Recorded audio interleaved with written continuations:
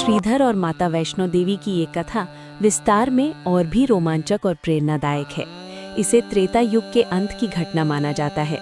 आइए इसके मुख्य पड़ावों को विस्तार से समझते हैं। श्रीधर बहुत गरीब थे, लेकिन उनका मन बड़ा धनी था। जब माँ दुर्गा ने कन्या रूप में उन्हें भंडारा करने को कहा, तो उनके पास पड़ोसियों से मांगने के अलावा कोई रास्ता नहीं था। गांव वालों ने उनका मजाक उड़ाया कि जिसके घर में खुद के खाने के ठिकाने नहीं, वो पूरा गांव कैसे खिलाएगा। लेकिन श्रीधर ने केवल एक ही बात कही, ये मेरा आदेश नहीं, उस दिव्य कन्या की इच्छा है। उन्होंने अपना सब कुछ माँ के भरोसे छोड़ दिया। उस समय भैरवनाथ एक बहुत शक्तिशाली तांत्रिक था, जिसे अपनी सिद्धियों पर बड़ा घमंड था। जब उसे पता चला कि एक निर्धन ब्राह्मण दिव्य भोजन खिला रहा है, तो वो अपनी परीक्षा लेने की मंशा से वहां पहुंचा। भंडारे में माँ ने सबको तृप्त किया, लेकिन जब वे भैरवनाथ के पास पहुंची, तो उसने जानबूझकर मर्यादा तोड़ने के लिए पशु बलि और मदिरा की मांग की। माँ ने शांत रहकर उत्तर दिया, ये ब्राह्मण का घर है, यहाँ वैष्णव भोजन ही मिलेगा। भैरवनाथ ने तभी माँ का हाथ पकड़ने की कोशिश की और माँ बिजली की गति से वहां से अंतर्ध्यान होकर पहाड़ियों की ओर निकल गई। भैरवनाथ ने माँ का पीछा किया।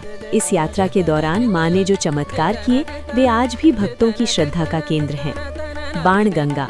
जब माँ को प्यास लगी, तो उन्होंने एक बाण चलाकर धरती से जल की धारा निकाली। चरण पादुका। जहाँ माँ ने मुड़कर देखा कि भैरव पीछे आ रहा है या नहीं, वहाँ उनके चरणों के निशान बन गए। अर्धकुमारी। यहाँ माँ ने 9 महीने तक तपस्या की, ठीक वैसे ही जैसे एक बच्चा माँ के गर्भ में रहता है। इसे गर्भजून गुफा भी कहते हैं।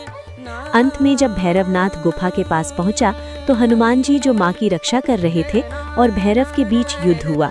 अंत में माँ ने महाकाली का रूप धारण किया और अपने त्रिशूल से भैरवनाथ का सिर काट दिया।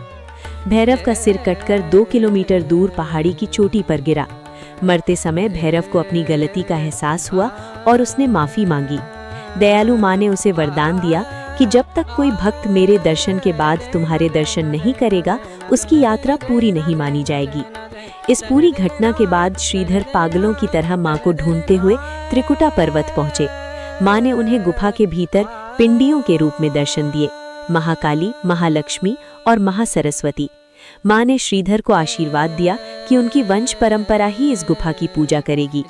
क्या आप जानते हैं, आज भी कटरा में रहने वाले पंडित जो माँ वैष्णो देवी की पूजा करते हैं, वे श्रीधर के ही वंशज माने जाते हैं। ऐसे ही और वीडियो के लिए चैनल को सब्सक्राइब करें और वीडियो पसंद आए तो वीडियो को लाइक और शेयर जरूर करें। जय माता दी।